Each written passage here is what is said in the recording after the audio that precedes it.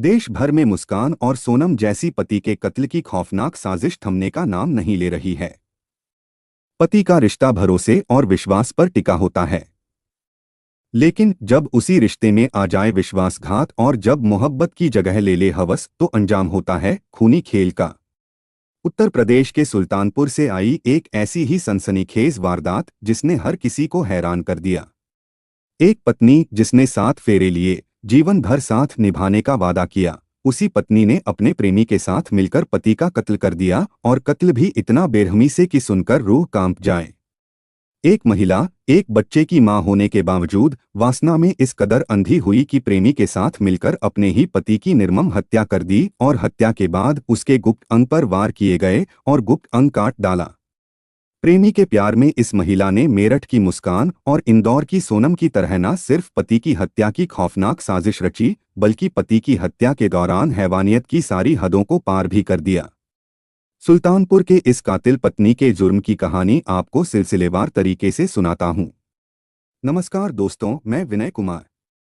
17 सितंबर 2025 की सुबह सुल्तानपुर के लिए एक सामान्य दिन की तरह शुरू हुई थी। जैतापुर नहर के किनारे कुछ ग्रामीण अपने रोजमर्रा के काम में व्यस्त थे, तभी उनकी नजर एक भयावह दृश्य पर पड़ी। नहर के पास एक व्यक्ति की लाश पड़ी थी जो खून से लथपथ थी। लाश के पास एक चाकू पड़ा था जो खून से सना हुआ था। मृतक के शरीर पर चाकू के कई गहरे घाव थे, जो इस बात का सबूत थे कि हत्यारों ने उसे बड़ी बेरहमी से मारा था। लेकिन जो बात सबसे ज्यादा चौंकाने वाली थी, वह थी मृतक के गुप्तांग पर किए गए वार। हत्यारों ने इतनी क्रूरता दिखाई थी कि उन्होंने उसके गुप्तांग को भी काट डाला था। यह मंजर इतना भयावह था कि वहां मौजूद ग्रामीणों के रोंगटे खड़े हो गए। कुछ लोगों ने तुरंत पुलिस को सूचना दी और धम्मौर थाना पुलिस मौके पर पहुंच गई। पुलिस ने लाश को कब्जे में लिया और जांच शुरू की। शुरुआत में यह एक ब्लाइंड मर्डर केस था, क्योंकि कोई सुराग नहीं था कि मृतक कौन है और उसकी हत्या क्यों की गई। पुलिस ने लाश की शिनाख्त के लिए आसपास के गांवों में पूछताछ शुरू की। कुछ घंटों की मेहनत के बाद मृतक की पहचान अमेठी जिले के पीपरपुर थाना क्षेत्र के टिकावर गांव के रहने वाले विनोद के रूप में हुई। विनोद एक साधारण व्यक्ति था जिसका गांव में किसी से कोई झगड़ा या रंजिश नहीं थी। उसकी मौत की खबर सुनकर उसके परिवार वाले सदमे में थे। पुलिस के सामने सबसे बड़ा सवाल था कि आखिर विनोद की इतनी बेरहमी से हत्या किसने की और क्यों। यह एक ऐसी पहेली थी जिसे सुलझाना पुलिस के लिए किसी चुनौती से कम नहीं था। रामरती और विनोद की शादी को 5 साल हो चुका था। दोनों का एक बच्चा था और गांव में उनका परिवार एक साधारण सामान्य जीवन जी रहा था। विनोद एक मेहनती व्यक्ति था जो अपने परिवार की जरूरतों को पूरा करने के लिए दिन रात मेहनत करता था। वह खेतों में काम करता था और कभी कभी मजदूरी भी कर लेता था। गांव वालों के बीच उसकी छवि एक सीधे सादे और ईमानदार इंसान की थी। रामरती एक गृहिणी थी जो अपने घर और बच्चे की देखभाल करती थी। बाहर से देखने में उनका परिवार एक खुशहाल परिवार लगता था, लेकिन इस खुशहाल तस्वीर के पीछे एक ऐसा अंधेरा छुपा था जिसने धीरे धीरे उनके रिश्ते को खोखला कर दिया। रामरती का मन धीरे धीरे अपने पति से हटने लगा। गांव में रहने वाला सोनू नट, जो एक मजदूर था, उसकी जिंदगी में आया। सोनू की चिकनी चुपड़ी बातों ने रामरती को अपने जाल में फंसा लिया। दोनों के बीच एक नाजायज रिश्ता शुरू हो गया जो गांव में गुप्त नहीं रह सका। कई बार गांव वालों ने रामरती और सोनू को एक साथ देखा। कुछ लोग तो यह भी कहते थे कि रामरती अपने घर की जिम्मेदारियों को भूलकर सोनू के साथ समय बिताने लगी थी। लेकिन विनोद को शुरू में इस बात की भनक नहीं थी। वह अपने काम में व्यस्त रहता था और अपनी पत्नी पर पूरा भरोसा करता था। रामरती और सोनू नट का रिश्ता दिन ब दिन गहरा होता गया। दोनों गांव के बाहर सुनसान जगहों पर मिलने लगे। सोनू ने रामरती को अपने प्यार में इस कदर दीवाना बना दिया कि उसने अपने पति और बच्चे की परवाह छोड़ दी। गांव में इस रिश्ते की चर्चा होने लगी और धीरे धीरे यह बात विनोद के कानों तक भी पहुंच गई। विनोद ने रामरती से इस बारे में बात करने की कोशिश की, लेकिन रामरती ने हर बार बात को टाल दिया। वह अपने प्रेमी सोनू के प्रति इतनी दीवानी थी कि उसने विनोद की बातों को अनसुना कर दिया। विनोद का शक तब और गहरा गया जब उसने रामरती को सोनू के साथ गांव के बाहर एक सुनसान जगह पर देखा।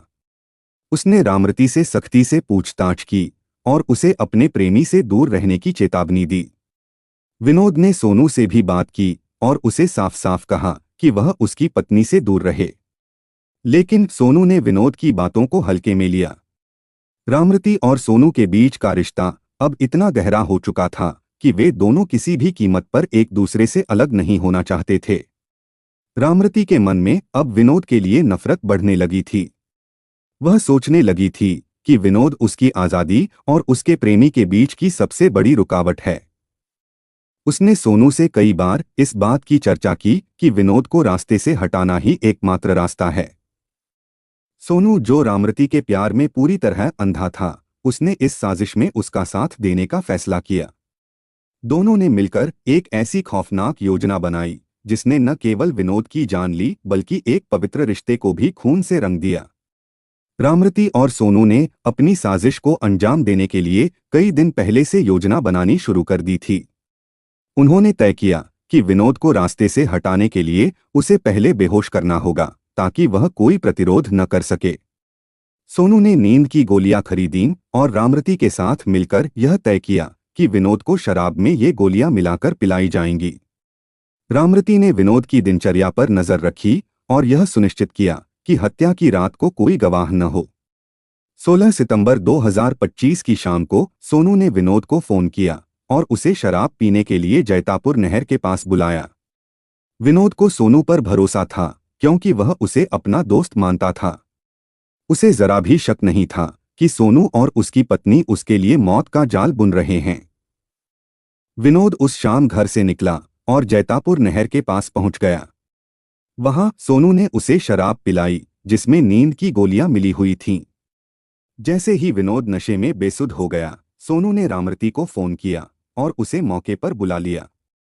रामरती और सोनू ने मिलकर विनोद पर धारदार चाकू से ताबड़तोड़ वार किए। विनोद का शरीर खून से लथपथ हो गया, लेकिन उनकी क्रूरता यहीं नहीं रुकी। रामरती ने अपने पति के सिर पर ईंट से बार बार प्रहार किए जिससे उसकी मौत हो गई। लेकिन जो सबसे ज्यादा चौंकाने वाला था वह था रामरती का अगला कदम। उसने चाकू से विनोद के गुप्तांग पर कई वार किए और उसे काट डाला। यह कृत्य इस बात का सबूत था कि रामरती के मन में अपने पति के लिए कितनी गहरी नफरत थी। उसकी यह हैवानियत न केवल विनोद के प्रति उसकी क्रूरता को दर्शाती थी बल्कि यह भी दिखाती थी कि वह अपने प्रेमी के लिए किसी भी हद तक जा सकती थी। हत्या के बाद रामरती और सोनू ने विनोद की लाश को गांव से 35 किलोमीटर दूर जैतापुर नहर के पास फेंक दिया। उन्होंने सोचा कि इस सुनसान जगह पर लाश मिल नहीं पाएगी और कोई सुराग नहीं मिलेगा। लेकिन उनकी यह साजिश ज्यादा दिन तक छुपी नहीं रह सकी। 17 सितंबर 2025 की सुबह जब जैतापुर नहर के पास विनोद की लाश मिली तो पूरे इलाके में सनसनी फैल गई। ग्रामीणों ने तुरंत पुलिस को सूचना दी और धम्मौर थाना पुलिस मौके पर पहुंची।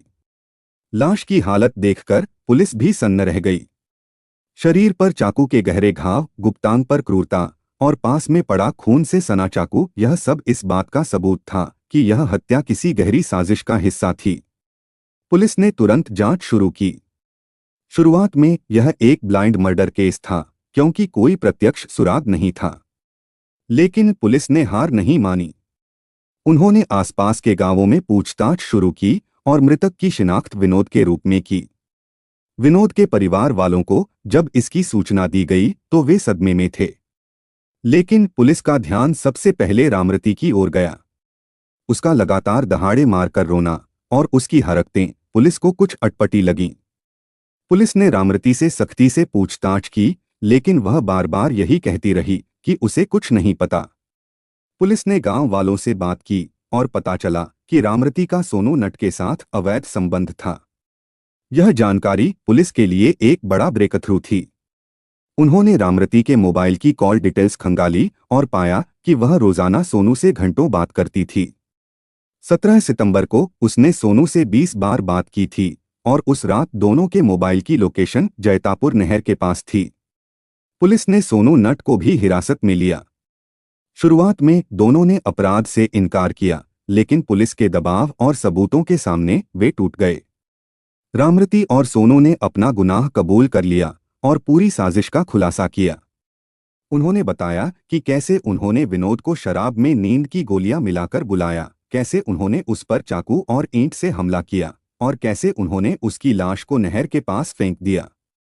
पुलिस ने इस सनसनीखेज हत्या का खुलासा करते हुए रामरती और सोनू नट को गिरफ्तार कर लिया। हत्या में इस्तेमाल किया गया चाकू और ईंट भी बरामद कर लिया गया।